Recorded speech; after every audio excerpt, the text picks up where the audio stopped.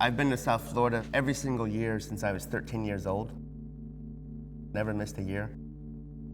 Sort of like one of my migration cycles is making sure I get down there. For me, it's still this tactile, very physical, palpable relationship. I'm bird watching and looking at the environment. The Everglades is a 6 million year evolutionary thing. And it's a place that's just simply beautiful. Right across the street, literally across the street, which is called the urban development boundary line, is rampant, unchecked suburban sprawl. And it's almost like visual braille. As the real estate market would fluctuate, these things would sort of be left unfinished. So I'll get lost going down to the Everglades 6 months after I was just there, a place I've been going for over half my life, because there's a completely new housing community. It was built complete with Walmart, complete with hospitals, gas stations, etc. So the vision of that is quite intense. It's stark. You have like 6 million years across the road, and then you have like 4 months, like an instant ruin across the street over here.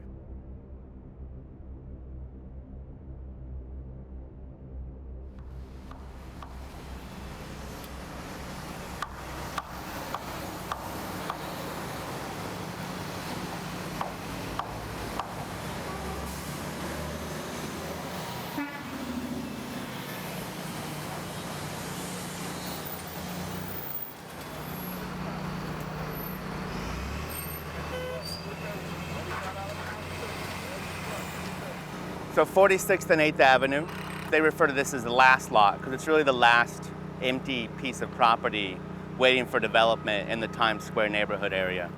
I came here looking at the space, trying to figure out something that was not necessarily site-specific, but something instigated by the space.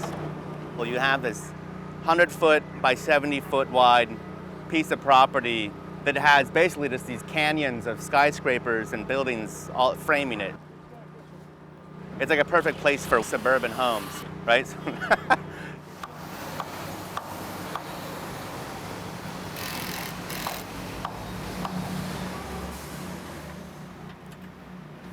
The idea of urban and suburban sprawls is a very old story. We just do it on such a scale now and such a speed that that part of it is new. When you look at a place like South Florida, I think it was like the 3rd largest housing boom in the planet. It was really like a true virus with how it sprawls off almost unnecessarily. There's not really a logic to it. And so if you look at like the floor plan of this situation, it acts very virally. It's not a conventional layout of rooftops. It's one that really sprawls and behaves opportunistically, almost like weeds or like a mushroom field. It really consumes the whole space. So this is a piece where you might not even notice it being artwork at first. It may just look like rooftops.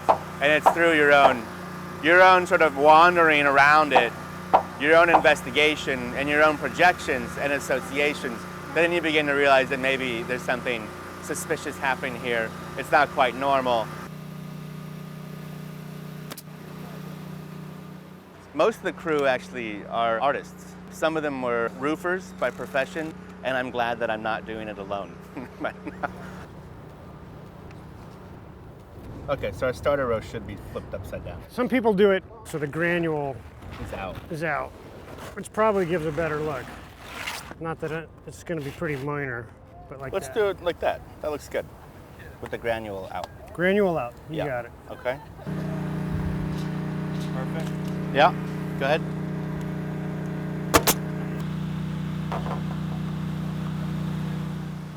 The rooftops were really scaled off of a kind of a sprawling McMansion. They were sort of a real scale dimension. There was nothing enlarged about them. So real scale things requires, first of all, that things are made in a particular way because there's a convention to it. It's built exactly like a roof is being built, using conventional models of how roofing actually functions. You know, so using gables and hips in certain areas. So it has a believability. They're not conventionally composed, but they're conventionally produced and made.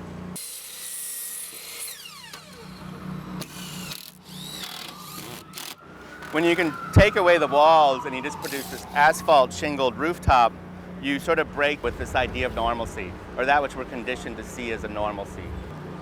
Though we recognize it materially, viscerally, intuitively, it becomes something different now.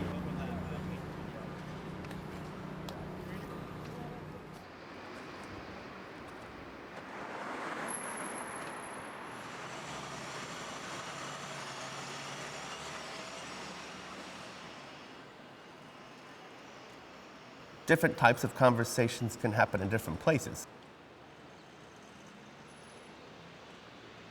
There's a certain kind of work that is best suited for a white cube, rarefied art viewing space. But there's a place for a larger public artworks that need to work on a scale that converses with the infrastructure around it, that it actually is in kind of confrontation with this larger built environment. I thought it was like a business selling roofs. Not quite. If you've recently cruised down 8th Avenue, you might have encountered this bizarre sight. I don't even know what's going on. It's not an underground nightclub, a magical holiday village, or a shopping center. Fox News actually created a whole controversy around this thing, like, is it art? Which is like a 140-year-old conversation. But I think you need like a frame around it or something, because people are walking by it. They don't realize that this is an art exhibit. They think maybe Home Depot set up an outpost over there. I think that's a really productive way, though, for the artwork to sit with the public, because rather than you approach this piece of public art with preconceived ideas of how a sculpture is supposed to look like, rather than being so didactic and providing it for them, you give the task to the viewer. Why it's being called art and what's going on with it.